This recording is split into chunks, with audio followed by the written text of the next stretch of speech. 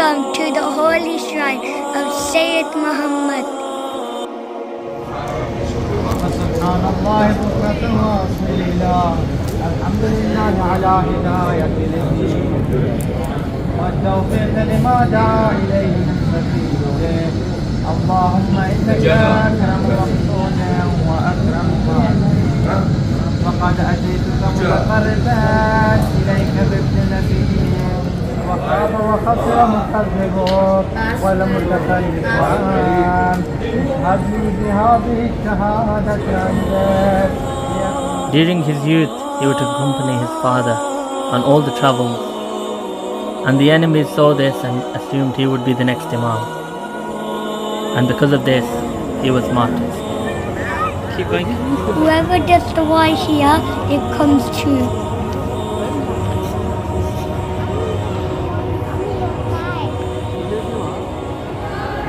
In Iraq, Sayyid Muhammad is like the second Mullah Abbas.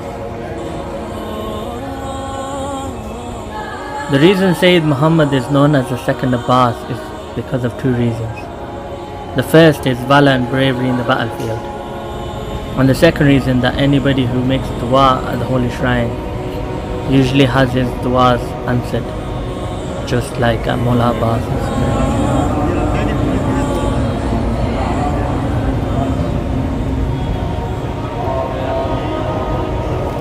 There have been countless miracles at this holy shrine.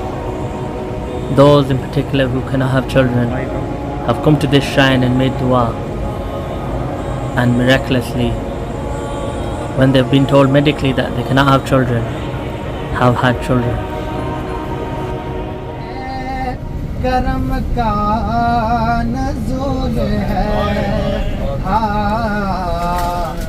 अब तक बाबा खुदा के करम का नज़ूल है.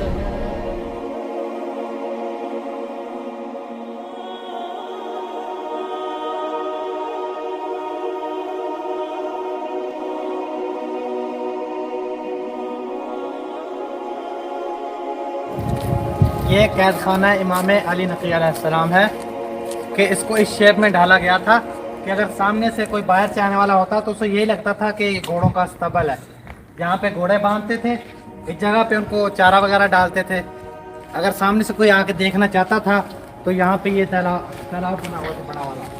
ये नीचे सब कैद खाने थे, वो जो खिड़कियाँ नज़र आ रही है ना, अहले बैत के चाहने वालों शियों को सबको कैद किया हुआ था इस कैद खाने में. नीचे यहाँ पे तालाब बना हुआ था और इस कोने पे इमाम अली नकी अलैहिस्सलाम का कैद खाना था. जबकि मौला के चाहने वालों को ये भी नहीं पता था कि मौला इस कैद खाने में जो है कैद है, किसी को नहीं पता था. तो अगर कोई बाहर से आना चाहता था उसको नहीं पता होता था कि यहाँ पे जो है मौला कैद है. मतलब देखने वाले को यही लगता था कि यहाँ पे घोड़ों की सवारियाँ वगैरह ट्रेनिंग दी जाती है. तो नीचे इंशाल्लाह आपको बताएंगे कि कैसे जब किसी को कैद है वो अभी गिरा दिए. अगर किसी को नीचे जिंदान में लेके जाना चाहते थे तो उसके आंखों पे पट्टी बांध के यहाँ पे ऐसे गलियाँ बनाई हुई थी, गलियों से गुजारते हुए फिर वहाँ से नीचे लेके जाते थे. छोटा सा कुआं बनाया जहाँ पर वो मेटल के लगे हुए हैं सरिये वगैरह, कि आदमी खड़ा भी नहीं हो सकता और बैठ भी नहीं सकता. जी कैद खाना वही अभी इंशाल्लाह नीचे. ये देखें ऐसी तकनीक लगाई गई थी. ये देखिए अगर कोई नीचे जाना चाहता था सीढ़ियों से भी इंशाल्लाह वहाँ से उतरेंगे तो सामने वाले को नहीं पता चलता था कि यहाँ पे मौला इमाम अली नकी अलैहिस्सलाम का कैद खाना है. सामने से जो रोशनी मुंह पे पड़ती थी इंसान इधर उधर मुतवज्जह नहीं हो सकता था. सेम इसी तरह अगर नीचे से कोई ऊपर आना चाहता था, यहाँ से रोशनी ऐसी पड़ती थी इंसान जो है अपने दाएं बाएं नहीं देख सकता था. इतनी मौला की मजलूमियत है. नीचे भी आपको जाके दिखाएंगे. छोटा सा घड़ा था कि जब रात का टाइम होता था तो इमाम को उस घड़े में उतार दिया जाता था. ना दिन में सुकून करने देते थे ना रात में सुकून करने देते थे. अभी आपको इंशाल्लाह ज़ियारत करवाएंगे. रात की तारीखी में जो है इसमें खड़ा कर दिया जाता था. ना इमाम जो है रुकू कर सकते थे ना सजदा कर सकते थे. इतनी तंग जगह ये सामने बना हुआ अभी कि रात में ताकि मौला जो है रात में सुकून न कर सके, सो न सके मौला. दिन में जो है दिन के वक्त मौला को बाहर निकाल दिया जाता था. इस जगह पर वही जो मैंने आपको ऊपर दिखाया था कि यहाँ से पानी घोड़ों के लिए निकाला जाता है. वहाँ से एक सुराख इस साइड पे भी था कि मौला जब भी पानी पीना चाहते थे इस मकाम से जाके पानी लेते थे. वही पानी जो घोड़ों से मतलब बचा होता था मौला उसी से वजू करते थे. वही पानी रोज फरमाते थे इस मकाम पे. और ये जो आप सीढ़ियों से उतरे हैं एक सुराख आपने देखा होगा उतरते वक्त ऊपर की साइड पे था और एक नीचे वाली साइड पे था। आने जाने वाले ऊपर घोड़ा स्तबल बनाया हुआ था कि आने जाने वाले किसी को पता न चले कि ये कैद खाना है। अगर कोई आता था तो दरवाजा वगैरह खुले होते थे। सामने ये दरमियान में जो है ये तालाब था, जब जो भी आके देखता था यही समझता था कि मतलब बाकी घोड़ों का स्तबल है। किसी को ये पता ही नहीं था कि जो है ये मौला का कैद खाना है। और जो भी अहले बैत के चाहने वाले थे उस दौर में जो है मौला के मुआलिन थे, उन सबको इर्द गिर्द जितनी भी जगह बनी हुई है, इर्द गिर्द जितने भी खाने बने हुए सब कैद खाने हैं। मतलब उन पे जो है अहले बैत के चाहने वालों को कैद किया जाता था और यही उनके जिंदान और उनकी कब्रें बन जाती।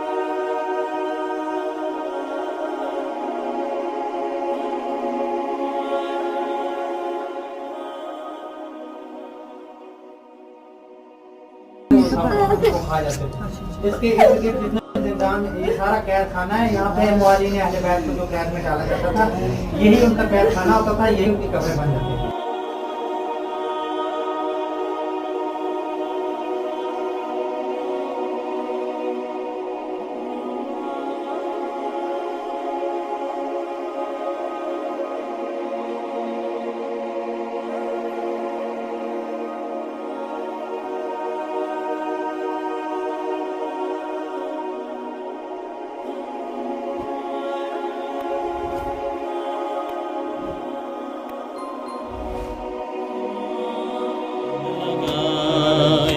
जिंदान कह के नौकोते, जिंदान कह के नौकोते, बड़े खून दा सोराख निशान पिया कैद खाने तू बैरान शहर दा इक मेहमान पिया कैद खाने तू बैरान शहर दा।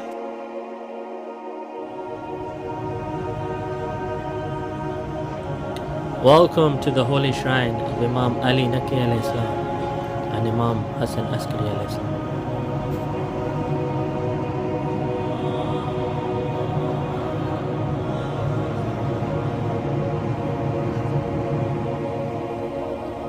Alongside our beloved Imams, there are also two other holy personalities buried here.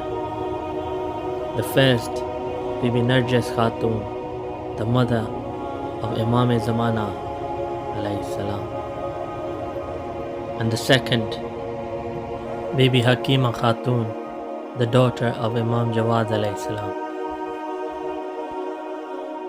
Inside this holy shrine there are other important maqams, such as Maqam Ghaibat in the Sattab in the cellar, where Imam Zamana was last seen.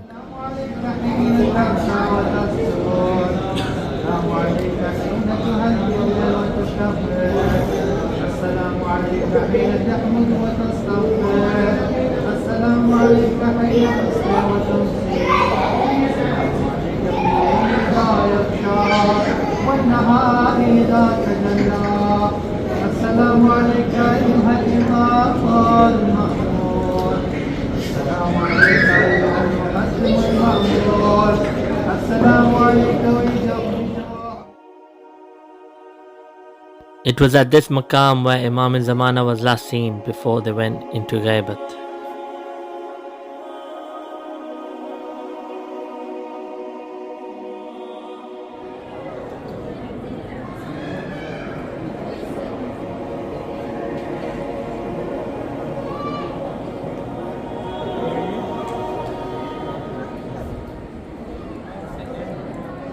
We're gonna go Quran आके तेरा तू लहा, आके तेरा तू लहा, वारिसे होने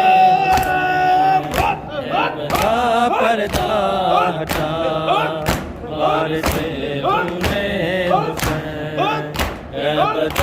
पर्दा हटा, वारिसे होने हुसैन बदा पर्दा कैद थई है, बड़ कबर जिंदान गई है, इंज सकीना कैद थई है, बड़ कबर जिंदान गई है, कैद लाशे दी मुका, कैद लाशे दी मुका, वारिसे होने हुसैन कैबदा पर्दा हटा वारिसे हुने हुसैन